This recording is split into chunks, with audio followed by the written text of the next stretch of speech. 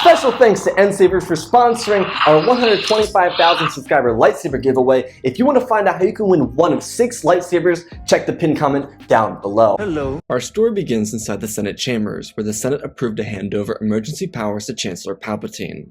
He stood in the center of the massive chambers and welcomed the new role with pride but also cautiousness. He didn't want to use this role for bad. He welcomed it so that he could defend democracy and the Republic. He was here solely to protect his people as the wonderful chancellor he was. Palpatine knew this war was coming, and despite his original plans for a clone army, he decided against it. His thinking was that there were too many unknown factors. Truthfully, Plagueis was the one that talked him out of doing a clone army, because the chances of someone turning that army against you were extremely likely.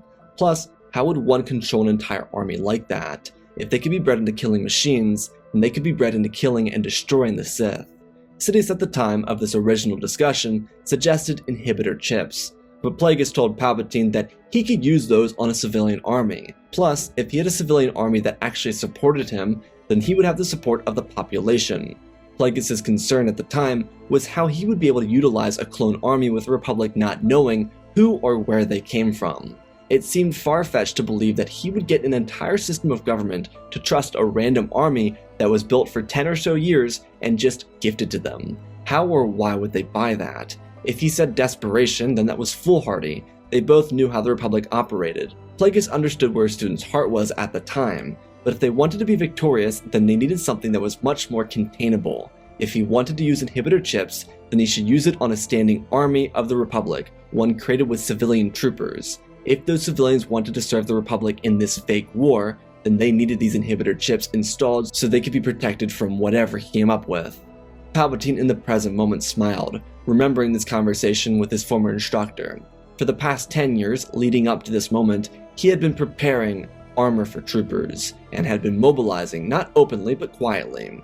There were more calls to join the military, more incentives for joining, and now that there were 10-year vets to the Republic military, they had some semblance of a militaristic strength. Obviously they were going to beat the Separatists, but he needed warriors capable of destroying the Jedi. He expressed that they would stand tall in the face of opponents that wished to take away their way of life.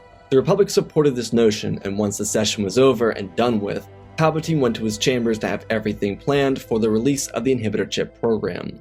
First things first, he needed Skywalker to come back from wherever he was. By this point, he knew that Dooku had since apprehended Kenobi, and he wanted to make sure that his future face of the Republic military effort wasn't included in this little bartering that he and Dooku would do over Kenobi or whoever else got themselves captured on Geonosis.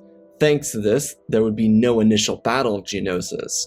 Padme would be dropped off in Naboo with no wedding, and Skywalker would be ushered back to the Jedi Temple, so that Saesee Tiin and Eth Koth could go and rescue Kenobi from Geonosis. What ended up happening was 2 more Jedi Masters would be captured, and Palpatine would use this as a reasoning to distrust the Jedi.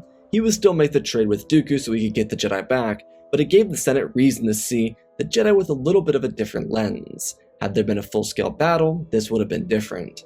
Palpatine's emergency powers were to buff up their military, specifically to ward off the threats of the rising separatist movement. With the extra time before the actual beginning of the war, Palpatine could take time the public to show off the new armor of the TK units. There were nearly 67 million troopers within the Republic as it were. This is after the emergency powers were given to Palpatine. Before the emergency powers, there were 49 million troopers, some of which serving for 10 years with the Republic. Palpatine, during the session of which he unveiled the TK armor, would also reveal the inhibitor chip program. As he suggested, if there was a war, these chips would be required. They were essentially safety protectors for all troopers of the Republic. Due to them being required, they kept every piece of information in a small hard drive hidden within Republic servers. If a trooper was captured, the inhibitor chip would turn off their brain, and if they returned from active combat, they would receive all their memories and be able to function as if nothing had ever happened. These chips wouldn't be permanent, but they were to secure the protection of the Republic military effort. This was all a lie. They housed 150 contingency orders, any of which Palpatine or any other voice of power could use and turn the stormtroopers against whoever or do whatever said person wanted them to do. The Senate obviously didn't need to know that. Shortly after this revelation, the war would begin when a separatist fleet attacked the Republic space station at Biss. It was close enough to the core to bring people of the Republic into the war mindset. They immediately wanted these TK troopers to be prepped for war and sent to the front lines. Luckily, with the extra time, the Republic was able to get measurements for soldiers that signed contracts saying that they would fight with the inhibitor chip if the war came. Since they were longtime soldiers, they'd have the armor anyways. This accounted for the 10 million new troopers too. After Palpatine revealed the information about the chips, the 67 million troopers dropped down to 61 million, and after the attack at Biss, the size of the Republic military increased to 83 million. People were ready to fight off these rebels. Didn't matter how many they'd have to send, no one would take down their Republic. There was a downside to having a civilian army. All the measurements were drastically different. The Republic also allowed for any species to join the military, so there were detachments of Rhodians, Bothans, and whatnot, and as the war continued forward, and more populations were to be affected, this military would consist of units of Twi'leks and Wookiees as well. Despite the Republic having 80 million soldiers ready for combat, they wouldn't ever be as highly trained as raised-from-birth clones. So similarly to the CIS, these troopers would just be thrown into combat and see who came out on top, just like the droids. The first week of the actual war would be confusing and stressful. Stormtroopers were equipped with their armor, assigned to divisions, and shipped off with fleets. The Jedi, due to seeing the war negatively impact the Republic, would join on the side of the Republic and become generals within the Grand Army. This added a little shakeup to everything, but Jedi generals were assigned to deploy divisions of stormtroopers and prepare to fight off the Separatists. Initially, the war was both sides testing the other. There'd be a little push here or there, but no full-scale battles. There was an anxiousness about when the actual war would begin. Everyone around the galaxy knew there would be a battle much larger than a skirmish, but it continued to not happen. As these skirmishes continued, people assumed the war might actually foil out and come to an end naturally. While people continued to hypothesize about how the war might actually go, the Jedi and citizens got acquainted with each other. Despite being soldiers, there were a lot more personalities within the ranks of the stormtroopers. These were people that lived their own respective lives for 18 or more years before joining the military. Some of them had families, lovers, or people who stood for the CIS. It was a mixed wagon of people, and now for the first time ever they were interacting with the Jedi. For them, it was extremely polarizing, because before the war, the Jedi were seen with this almost godlike aura. They were just people though, which didn't ruin the Jedi for these soldiers, it just helped them sympathize with the Jedi more and heightened their loyalty to their new leaders.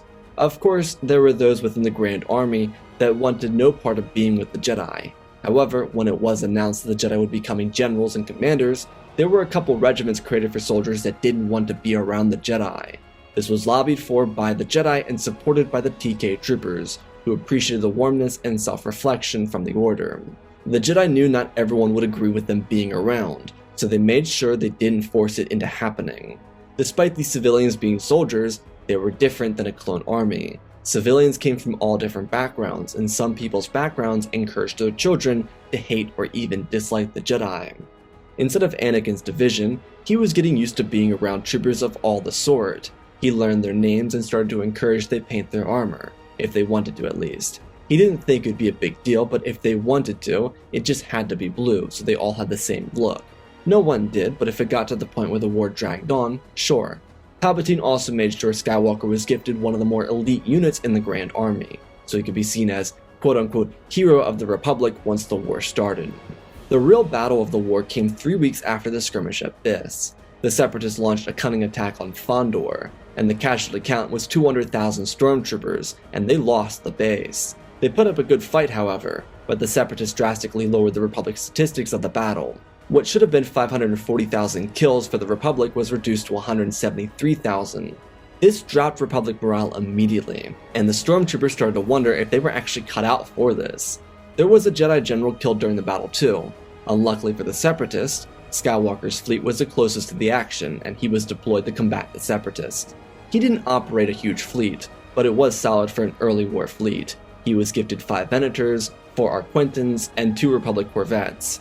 Due to the sheer size of the Republic military and pre-planning that Palpatine did, they had more resources they could throw, so Anakin's fleet was a just below average size fleet, due to him being a Jedi Knight. Regardless, they arrived into the arena of combat. A space battle ensued, and Anakin got used to Admiral Yularen's commanding style as he and wings of V-19s fled the hangar base to engage the droid forces. The battle raged on and Skywalker's commander was ready for his command. Once it was given, she ordered the dropships to leave the hangar bay. They descended towards Fondor under the cover of Arquentans, which moved out of position to protect the transports. Yularen ordered half the light cruisers to enter the atmosphere to provide air cover as the stormtroopers started their landing sequence. Both sides of the battle were a genuine success at the start. TK troopers fought on the surface and they had very little issue getting the upper hand. The CIS forces lied about their victory totals, and it showed immediately, especially because the Republic sent in all it had. Stormtroopers may have not been the most efficient shots in the galaxy, but they had a bit more skill than the average battle droid. They took cover where they could, they communicated, and they followed their commander to the ramparts. The battle droids were in formation, and they were marching away from the captured base. Gunships flew over, blasting the droids down, and the light cruisers used their heavy cannons to bombard the surface. Outside the planet, Skywalker and Yularen used some rather unorthodox methods to steal command of the battlefield and force the Separatist fleet from the system. As the space battle was won, Skywalker piloted down towards the surface and told his astromech to take control over the ship so he could aid the troopers. Due to not marrying Padme, he didn't have R2 under his helm, so he had to trust some random droid that he was flying with for the first time. Anakin's cockpit opened up, and he leapt out, igniting his lightsaber and landing right in front of his troopers. They were all surprised, but their Jedi General was here to win this battle with them, which was something to be excited about. They pushed forward. Commander Adun led her troops into formations the Republic had been using, that Skywalker was still learning. The two of them split off, and, on the spot, used a strategy to split the droids and allow for a bombing run down the middle of their flanks. Commander Adun moved to the right, and General Skywalker moved to the left. The droids didn't move, but their fire was split, allowing the TK troopers to turn them into easy targets. The Y-Wings poured over the battlefield and dropped their bombs, reducing the droids to ash and giving the Republic a chance to enter the base and recapture it. When they entered, they were able to secure any of the remaining data from the drives that were initially lost during the battle. They were also able to release information regarding the actual casualty counts from the original battle, and what little the troopers suffered during their counter-attack, the counter only costing 132 troops. This boosted Republic morale, gave Anakin a name inside of public residences, and jump-started the real war. The Republic and CIS war became a grudge match, with massive battles happening across every front. While according to the plan, the Republic was meant to lose most of these battles, which they did, but they often went down destroying almost every Separatist battle droid. The CIS had hundreds of millions of droids, and yet the TK troopers, due to simply having 80 million troopers, were able to fortify their positions better, send reinforcements faster, and continue filling their ranks. These troopers were not the most elite in the galaxy, but as the war moved past its actual first month of combat, 83 million troopers were reduced down to 76 million due to casualties, and then it increased to 104 million. Young men and women from across the galaxy signed up to join the Republic war effort. What was something unpredictable from the beginning of this war was the rise in bonds between Jedi and their troopers. Because the TK troopers were all citizens, they were much more in touch with humanity as it were, much more than creatures bred to solely be killing machines. This meant that regardless of how much training these troopers received, they were able to form emotional connections with their Jedi generals much quicker. This also meant that for some Jedi generals and commanders, there was more room for these emotional bonds to flow into something more, because people from civilized locations were more inclined to be more forward than, say, clones. This did go for both sides too, didn't matter who it was. There were Jedi who fought with dozens of troopers to hundreds of thousands of troopers. The Jedi became legendary figures for their men and women because they fought with them. If a TK trooper was saved by a Jedi, they could either be grateful and continue fighting, or they could become almost obsessed. Because it was so rare for a citizen to interact with a Jedi before the war, many citizens discussed with themselves, their families, and other TK troopers about what it was like to serve with the Jedi. Unlike what Palpatine and Plagueis intended, the people had mythologized the Jedi, and now that they were with them, they were superhuman. These Jedi were all trained from birth and prepared for everything the galaxy threw at them. The discussions around the Jedi alone brought 5 million new recruits into the TK program just because people wanted to serve with these Jedi. For longtime members of the Republic military, they were a lot more easygoing about the whole Jedi thing, but especially for younger troopers, it was a huge deal being around the Jedi. Instead of Anakin's division, which was labeled the 9th Division, he was having his own individual struggles. With a connection to his troopers, he obviously still cared about Padme a great deal, but he and Aruna, his commander, had spent more time with each other in the last month or so than Padme and he had in the last 10 years. It put a perspective on everything for him, that maybe he shouldn't rush into things, maybe there was a good reason for things to take their time. Not to say that he was falling in love with Aruna, or she him, but it just made him reconsider everything. The bond troopers had with each other would always be different than the ones shared between those living a regular civilian life. Maybe someone like Aruna was what he needed. Despite the Republic losing early into the war, there were few divisions that showed more promise than others. Anakin's 9th Division was one of them, and they were now receiving an additional 100,000 troopers. Alongside that, 4 more Venators, 3 more Acclamators, and 4 more Arquentans. Also, due to Skywalker having a commander, he was not to be given a Padawan. Ahsoka would be given over to Kit Fisto. There was a reason for this, though. The Republic Military Corps agreed that if there was a set military leader in a unit, they could not be replaced by a Jedi. All military promotions must come from within. The generals of the Republic military believed that the Jedi becoming generals was stepping on their toes a little bit, so they enforced this rule to make it fair to already standing commanders and captains. Of course, if a Jedi had a unit that lost their captain or commander, they could be replaced with a Padawan, Knight, or Master. It didn't really matter at that point. Because there were so many more troopers, there were also so many more Jedi with command over some sort of unit. Out of the 10,000 Jedi inside the temple before the war began, 6,500 of them became fighters in the war in some way, shape, or form. The Republic had extra resources, and so the Jedi took advantage of that. Some of the priests or priestesses moved to ancient relics of the Jedi to protect them with 1,000 or so troopers. It meant that mostly everyone inside the temple were council members when not on duty, teachers, temple guards, archivists, and younglings. Due to civilians being a part of the war, there were a lot of first-hand accounts about the war itself. A lot of these reinforced a positive view about the Jedi, even though they were losing the war so far. The Jedi helped their brethren when they were hurt. They died for their troopers and did everything within their power to make sure not just troopers but civilians were taken care of before winning the battle. Palpatine knew this needed to be changed, so he told Dooku to release the spare Separatist reinforcements and allow them to rampage across the Republic. There could be no remorse. Palpatine, in the meantime, needed a reason for the citizens to distrust the Jedi, and so he went to his good old manipulation book and found a couple frontline Jedi to turn against the cause. Ones that, like Dooku, could be manipulated to change the public perception about the Jedi. Because while word of mouth was strong, nothing would be more effective than watching a Jedi fail in front of a camera and then shown to the galaxy. This just had to be done in moderation. He just needed Skywalker to be shown as an individual away from the rest of the Order.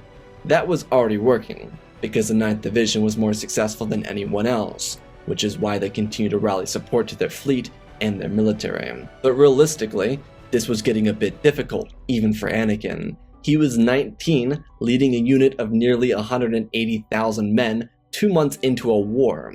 He was thankful for Aruna because she had formal military training at a military academy, having graduated at the top of her class. She went to the ground military version of Tarkin School, which was a very difficult school to attend. But just like him, she was also a bit overwhelmed with the sheer amount they were taking in to command. If they continue to look at their current projections, they would likely have 700,000 troopers by the time the war reached a year old, which was an insane amount to even think about. Their combined age wasn't even 50 years old.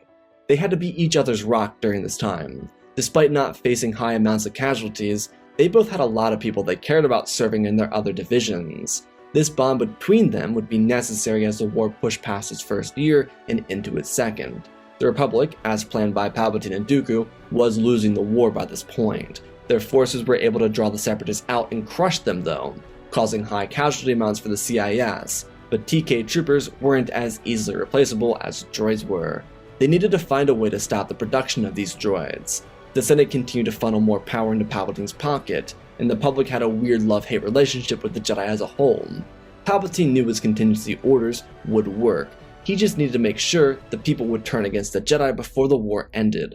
The best part about using TK troopers is they were already loyal to the Republic. Once the war was won in their favor, they would continue to be that way. If there were any rebels, they'd be pushed away, because there weren't enough people in the galaxy to make up for the casualties incurred by the first year of combat.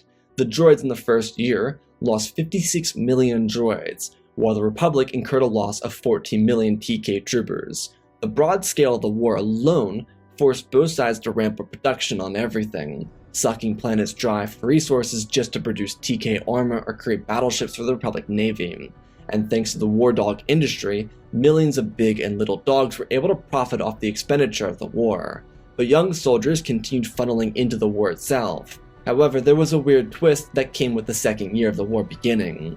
As the Jedi and TK troopers evened out the battle map, turning losses into victories, the Jedi realized how much they connected with some of their troopers. The emotional tie to emotional creatures was obviously going to be hard on some of the more radical Jedi, but for a lot of the Jedi, they found having these emotional and even sometimes romantic attachments make the burden of the war easier.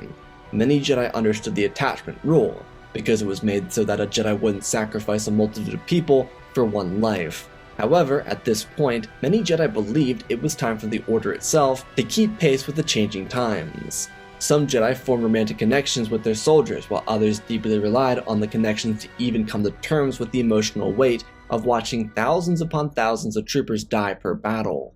The cost of this war was greater than anyone could have ever imagined. If the troopers were allowed to confide in each other for comfort, then it was fair that the Jedi did so too.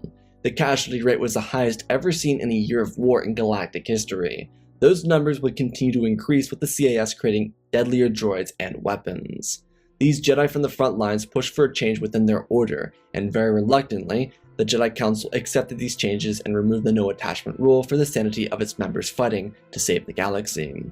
For Knights especially, this helped them come into their own and really harmonize with themselves, the Force, and those close to them.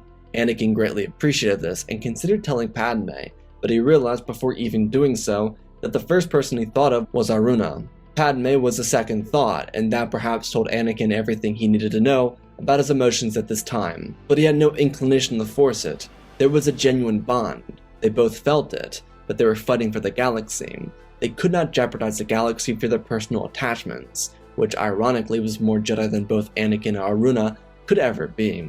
At this point in the war, more elite units were rolled out of the Republic barracks, and new specialized units joined the war. With the war now affecting more worlds around the galaxy, units of freedom fighters were joined, some of them receiving TK armor, while others continued fighting in their own traditional armor. Wookiees, Twi'leks, Rodians, Gungans, Mon Cala, and Ithorians were among these people that fought for the Grand Army of the Republic. Skywalker's unit wasn't quite 700,000 strong, but he was closing in. He and Commander Adun led one of the larger non-Jedi Master units in the Grand Army of the Republic. They had a fleet of 20 Venators, 9 Acclamators, 14 Arquentans, and 16 light corvettes. To add to those astounding numbers, they commanded 650,000 troopers.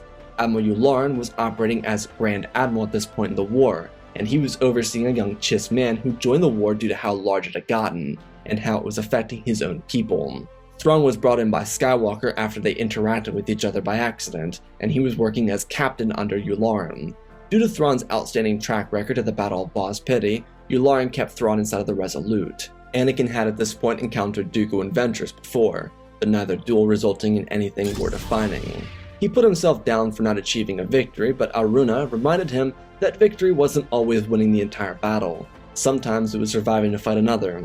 He appreciated her words. At 20 and 23, they were the dynamic duo of the Grand Army. The two of them were more than capable fighters. Late in the mid-war contest between the Republic and Separatists, Skywalker and Commander Adun found themselves trapped in what felt like the end of their time in the war. They split their forces, and a new super tactical droid, one that had been crafted by Dooku to perfectly counter them, did as it was programmed.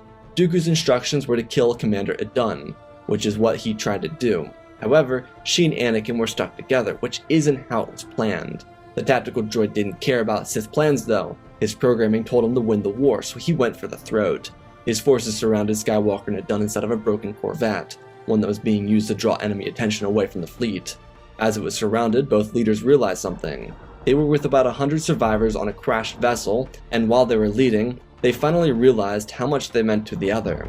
Instead of surrendering, they challenged the super tactical droid to come in after them, which it did. Luckily, Captain Thrawn and Grand Admiral Yularen came up with a perfect counter, one that decimated the super tactical droid's command station, before giving room for LAATs to make a perfect landing approach, which brought the perfect number of reinforcements for the clones. After they won near crushing defeat, the two of them recognized their feelings but agreed they needed to put them aside until the war was actually won. They couldn't allow their emotions to jeopardize their troopers. Outside of their near-death experience, the Republic did something Palpatine couldn't actually prepare for. Due to an increase in recruitments, especially after Skywalker and Adun's surprise victory, Republic High Command, which did include Jedi leadership, decided to make a push for Separatist territory. While this technically should have gone along with Palpatine's plans, it did the opposite. The Republic comeback was supposed to take a year. Instead, it happened nearly overnight. The Republic finished up its recruiting and sent a batch of 11 million troopers along with 5 new massive fleets to the front line. One of these fleets was led by the combination of Yoda and Tarkin. Oh yeah, they loved each other. But this push blindsided Dooku separatists, leading to 13 back-to-back-to-back victories for the Republic. The sweep that Palpatine was unaware of until the last second opened up pathways for Kenobi's, Windu's, and Skywalker's forces to pounce on unsuspecting planets. The boost to Republic morale was huge because of this, and Palpatine knew he needed to act. Due to his pre-planning, he understood that it would likely take the Republic 4 months to get to a place where the Separatist government could call for a ceasefire without Dooku's approval, which meant he had 4 months to turn the Republic against the Jedi and turn Skywalker to the dark side. He was mostly concerned with the Jedi thing, because with Anakin, all he needed were nightmares. These nightmares would revolve around Aruna, who Palpatine was well aware of that Anakin was close to. If it weren't for her high command, she would have been killed by a bounty hunter long before now. But she was protected, just like Skywalker, Thrawn, and Yularen. It was a really powerful lineup, because Yularen was the eldest out of the group, and the other 3 had adolescent inexperience but also unpredictability, which were a very deadly duo. Once these nightmares started, Anakin was on edge. They were still pushing and winning battles, most of which just being space battles at this point, but Aruna noticed how off Skywalker was acting. Due to how well they were able to communicate as leaders, they were able to communicate as friends. And when Skywalker revealed that he was having nightmares of her dying, she comforted him. Aruna remembered that he had nightmares about his mother before her death, and told him to not let past experiences ruin the present. She might not be a Jedi or have the Force like him, but it didn't change anything.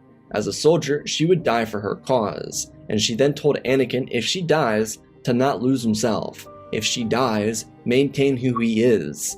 They had accepted that their mandate to the galaxy came first, and if she died on that battlefield, then it was his responsibility to keep their troopers safe. The assertion and confidence in everything being alright was a calming nerve for Anakin, one that he desperately needed. He still desired the ability to control the outcome of this, but he understood where she was coming from and abided by her request. It was an honor thing for her as a soldier.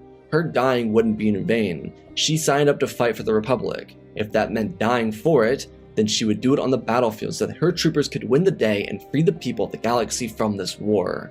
Having the ability to comfortably talk about something as challenging as these nightmares really helped Anakin gain an upper leg on his confidence, especially with them. As for Palpatine, he was getting antsy. Windu's forces tracked down General Grievous and were cornering him. Masters Plo and Agan Kolar were closing in on Dooku's position, and the war looked to be coming to an end. Sidious was hopeful that Skywalker's nightmares would change his heart to sway in the direction he desired, but he was unsure. All he knew is that right now, at this moment, he had the best chance to do it.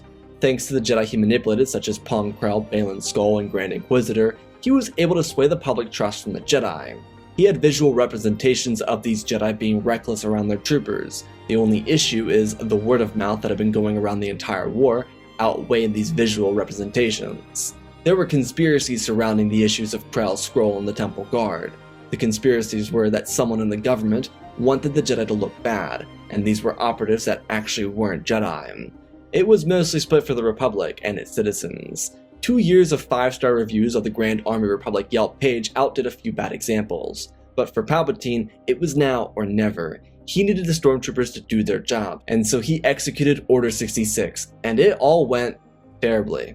The Stormtroopers received their orders, and they did know what they meant. However, they were able to resist. They had entire lives to look up to the Jedi, 2 years to serve with them, and 2 seconds worth of considering if they should be killed or not. Sure, orders are orders, but many Stormtroopers believed that they were more than droids. Plus, not for nothing, it kinda seemed like a separatist plot.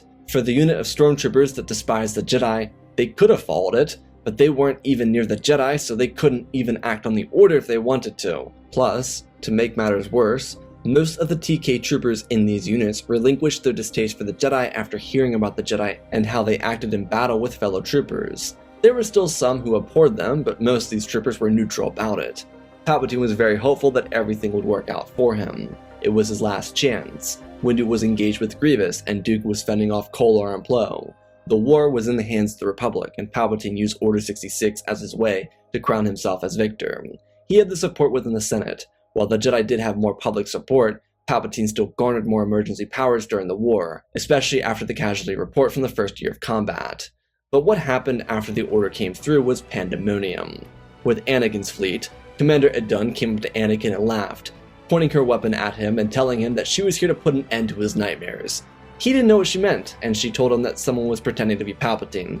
They gave out an order to execute the Jedi for some kind of treason. She put her blaster away and told him that it was pretty funny. He couldn't believe it, but he was glad to see that she still had her sense of humor. On Coruscant, the commander of the home base station had no sense of humor, informing the council, who was already suspicious of Palpatine, of these rogue orders. Yoda had returned due to disagreements with Tarkin, obviously, who didn't see that coming, and he and Oppa Rancisis were here alone. The two of them agreed to meet up with the commander at the executive building. When they met up, Palpatine was surprised to see the Jedi. Despite how poorly this had gone, there were just 2 successful examples of Order 66, just not on anyone of any importance. Yoda and Oppo came into the room with troopers by their sides, asking if he was responsible for the message. When he turned around, he wasn't hiding his yellow eyes, and he was surprised to see that the Jedi had survived. They ignited their weapons, immediately seeing the yellow eyes, and the stormtroopers raised their own weapons. The TK troopers didn't catch on to the whole eyes thing, but if the Jedi reacted, then there had to be something going on here because they trusted the Jedi. Sidious reacted, shooting lightning, and the 2 Elder Masters raised their hands and raised a protective barrier around themselves and their troopers. Yoda told the commander to escape. They would handle this. The troopers didn't want to leave, but it was an order. Plus, it was clear that Palpatine was something more than a politician at this point. The commander called for reinforcements and told gunships to pull up to Palpatine's office, informing the pilots that the Chancellor was not a friendly. Oppa was aging and so was Yoda, but they had been sparring longer than Palpatine had been alive. The Sith Lord targeted Oppo first, assuming that he was a weaker target, which was technically true, but Oppa was a Jedi Master, not a disposable pup. They dueled, all 3 masters of the weapon going after each other. Their skill was remarkable, and the Jedi showed no signs of slowing down. They cut through furniture, and the 2 longtime Jedi Masters used a skill that no one had ever seen them use. It was created by them, and only used by them. Yoda and Oppa would use each other to create a strain on the Force, which would stretch Palpatine's midichlorians, making every movement for him painful. Once he was stuck in a bind, Oppa would wrap his tail around his opponent and squeeze him so Yoda could finish the job. As they did this trick with the Force, it took a moment to catch. Palpatine was very powerful, but the combined strength of the light overwhelmed him, and before the stormtroopers could get to the office, Palpatine was killed. The TK commander would defend everything the Jedi did inside the office to make sure nothing bad ever came out of their efforts to protect not just his troopers, but the galaxy. Elsewhere, Mace Windu would shatter Grievous's lungs, killing him, without ever having to raise a lightsaber, as Plo and Agan defeated Dooku and brought him to justice. What followed these 2 decisive defeats for the CIS was their official surrender. With such a large military presence, the Republic would be able to ensure the transition into the peaceful times was seamless and without struggle. There would be threats of rebellion from separatist worlds, but they would fade into obscurity. TK troopers weren't cruel, and with their Jedi leaders, the separatists were shown mercy. For many Jedi and TK romantic relationships, their journey had only just begun. With the war over, a lot of vows could now be fulfilled, and once their peace treaties were signed at Mandalore, they could leave the military and begin their lives. Without Dooku turning on Ventress, there'd be no return of Maul, but Asajj would find her own peace on Dathomir. The Jedi had its own little issue though. With half of its fighting force now becoming involved in serious romantic relationships, they made a decision that would forever alter their order's trajectory. Jedi colonies would be set up at former and new Jedi outposts and temples. Once it promoted these attachments so that the Jedi could continue their way of life, but learn how to properly maintain a relationship without falling to the dark side. Anakin and Alruna were one of these dynamics. With the war finally won, Dooku would be banished to a Force-sensitive prison overseen by temple guards, a prison he would never escape from, and one where he would realize his greatest failure. The Senate would pass a motion to retake the Outer Rim, an operation that, with their sheer numbers, would take about 2 weeks to complete. 5 years after the end of the war, the destruction of the Sith, and the end of the Confederacy, the Jedi would be at their most productive level ever. There was a new generation of Force sensitives, one born from Jedi families. Some of the midichlorian counts reaching the heights of Windu and Yoda. Anakin and Alruna would have themselves a fulfilling relationship, and while it didn't consist of children yet, it eventually would. But they were young. Why rush things? The effect of the TK Trooper program would live long past the era of the war. It would, like the Jedi, find itself in a place of mythology. The Jedi were the Knights of the Republic, and the Stormtroopers were the Centurions. Their continued alliance would ensure that the Force remained in balance, and that the people of the galaxy could remain eternally in peace. And that, my friends, is our story. Again, special thanks to Benjamin Wells, Jango Fett Clone, Ben Ingram, The Big Red Pure Mark, Diamond Constant, Darth Nemesis, Lord Tibbs, CC2024, Galavan Gaming, Tristan, Mandalore Sir Willem 1767, Darth Revan, Grandy Bane, Laliant, Sky Guy, Penguin, Cullen Rooney, Shark Midori, RJ38, Nick, Michael Erlanger, The Last Jedi, Apollo Weewu 67, Annika Stank Runner, CT7567, Toaster Oven, Oz of Oz, Darth Nox, The Eternal Padawan, Joshua Town, Johnny DeGuin, Sansa Skeleton, Jedi Sloth, Mr. Yeet Gamer, Lord Callie, Youngly Slayer 66, Madman Studios, Anakin 003, Lord Draken, Fortis Legacy Star Wars, Erebus, Rex the Wolf, The Many Three First Names, Darkseid 46, Baron Joshua, and Lord Deadwing for supporting the channel. Smash that like button. Support me in other ways, go check out the Patreon lightsaber giveaway going on right now.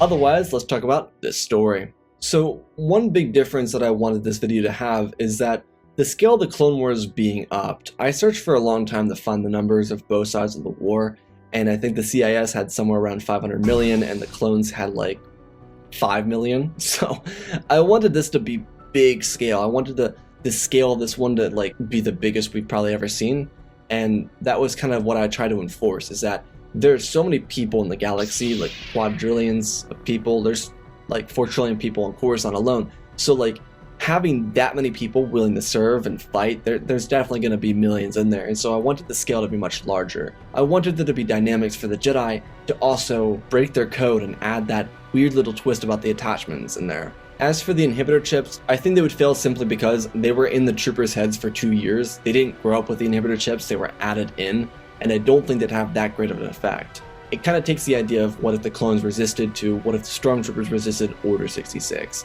So, I hope you all enjoyed. I love you all, spread the love, and always remember, my friends, may the Force be with you.